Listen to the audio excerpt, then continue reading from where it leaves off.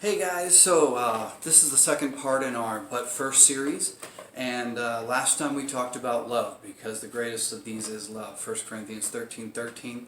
Now these three remain, faith, hope, and love, and the greatest of these is love. So we're going backwards.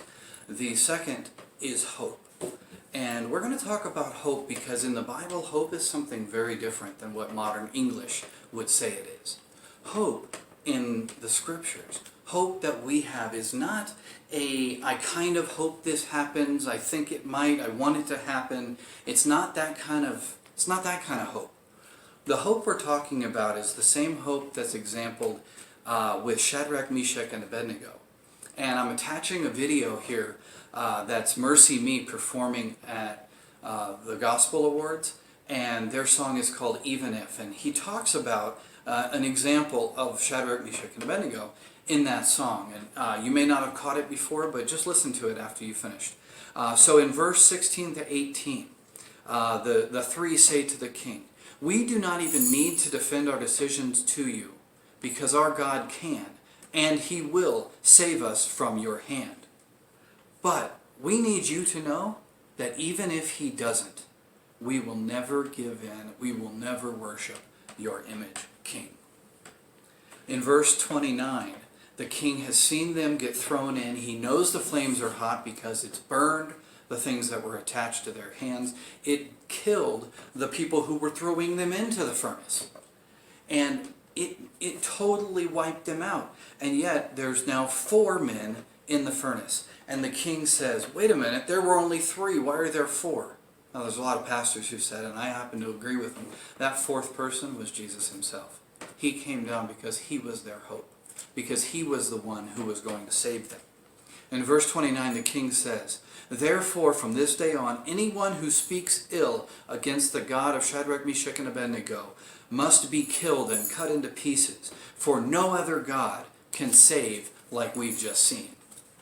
He's acknowledging, because of their hope, because of their example, because they were willing to go all in on the promise that God gave them that he would be their defender, because of that, he saw that Jehovah, the God of gods, the King of kings, was willing and able to save them. And now the entire nation and all the nations surrounding heard the story of these 3 men and their faith, and more importantly, the power of their God. In Romans 8:24, of course, we don't see the object of our hope, the thing that we desire so much. The longer that we wait, the stronger our desire becomes, and the more confident we are that God will bring it to us. See, the hope we're talking about today, this isn't the I get kind of bored and I'm really tired of waiting, and so I'm just going to see if I can make this happen on my own. That's not what this is.